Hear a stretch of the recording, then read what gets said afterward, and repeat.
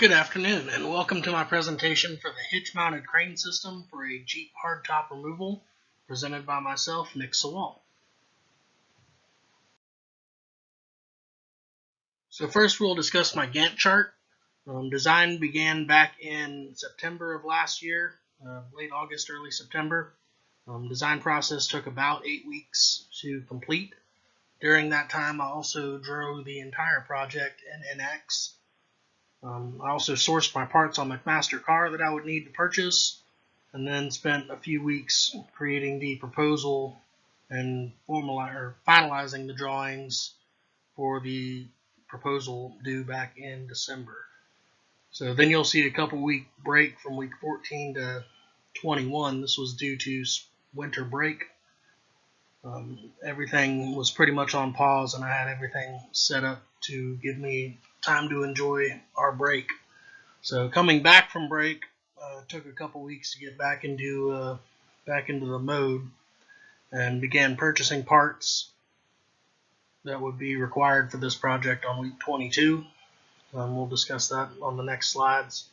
At the same time, I sourced out parts that I would need completed. It was determined that I would not be able to plasma cut the 1/4-inch aluminum in our lab at University of Memphis. So I found a local machine shop owned by a buddy of mine that would CNC the parts on his water jet and then mill and lathe the other parts that I required. Following that, we did the welding. You'll see powder coating I didn't actually do. I ran out of money, so I didn't have the extra $50 it would take to powder coat everything. Then it was assembled, tested, and final paperwork has been completed. So back on the sourcing parts, I briefly discussed on the last slide that the CNC plasma cutter that we had would not cut nicely 1/4-inch plate aluminum. So because of that, I reached out to a friend of mine, Ron, who owns Mitchell & Son, or he's the president and CEO of Mitchell & Sons here in Memphis. So he's in my Jeep club, and I've talked to him about this project previously, as he wanted one for his Jeep. So it worked out nicely that he gave me a really good deal. He charged me about $500 to do all the water jetting and then the lathing and the mill for those parts that required that. And then you'll also see I purchased all my other parts from McMaster car.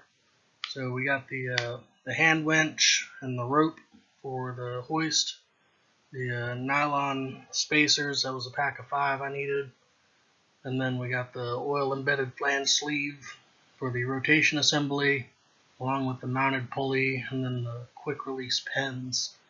Everything else I had at work in our Fastenal bin, so I acquired those from Mitsubishi Electric before they turned into Hyosung. So after all the parts arrived, we began construction. All the parts arrived around week 25 on the Gantt chart. This was mid-February, right before all this COVID-19 stuff happened. But first thing was I cut all the tubing to length. Then the brackets were test fit. We clamped them all together just to make sure that it would work. At that point, I determined that a 1mm spacer shim would assist in the folding, as it would be rubbing once it was welded together.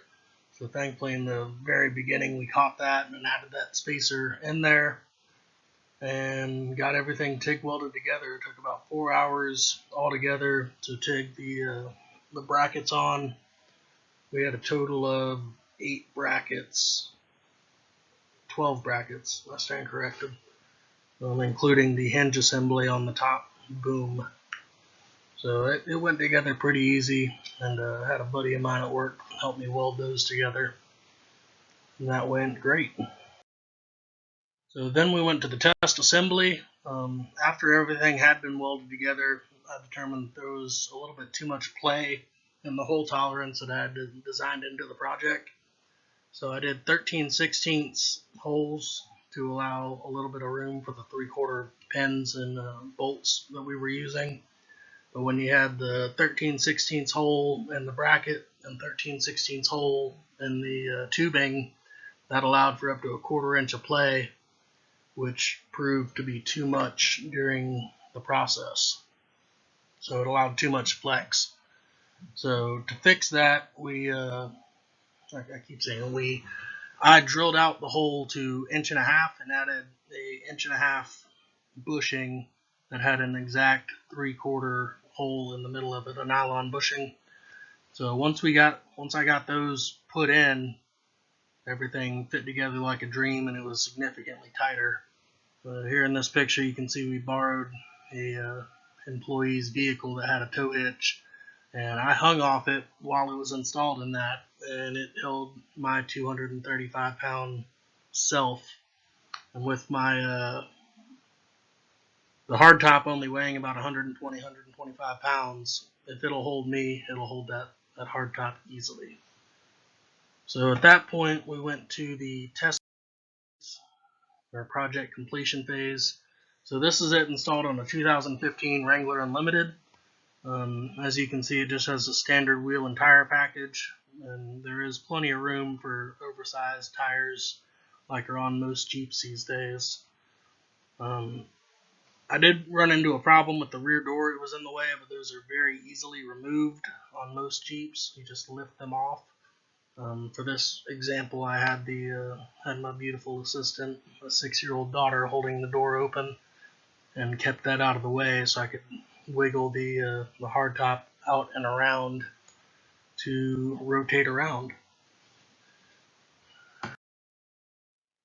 So here you can see that we added a strap.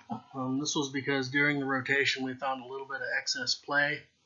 To help resolve that, I've come up with a bracket that would go from here to here, and then this door right here would be left open during the removal.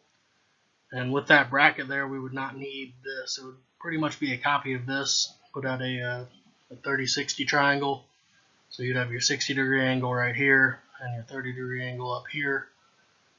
And that would keep this all tight together. And we also replaced this pin that was here with a bolt. So between the two of those, that'll fix the problem. But right now it is not financially feasible to water jet these 4 additional brackets right here. I had plenty of leftover aluminum tubing, but had I thought about this at the beginning of the project rather than at the end, it could have been added in. But right now it would cost about $300 to get those 4 little brackets. So I just don't have the money for that at the time. And as mentioned, we hadn't powder coated this because I don't have the $50 required for that. And plus I think it looks pretty good as aluminum. So right here at the top of the boom, you can see from here to here is about the 6 inches of flex that was predicted in the modeling diagram I did. That's included in the senior project.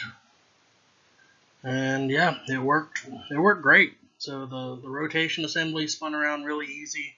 I don't have a video of this. I did this test a couple weeks ago, and I'm actually on a emergency trip to Florida right now. I had some family issues come up. So I am down in Florida, and all my project is up in Tennessee. So I apologize for not having a video of this working, but I do assure you that it does work. And I will be submitting a patent and hopefully getting that approved so I can get these into full production somewhere. So that is my presentation. Thank you for your time, and thank you for your courtesy on the grading of this. Hope you all have a great summer. Thanks.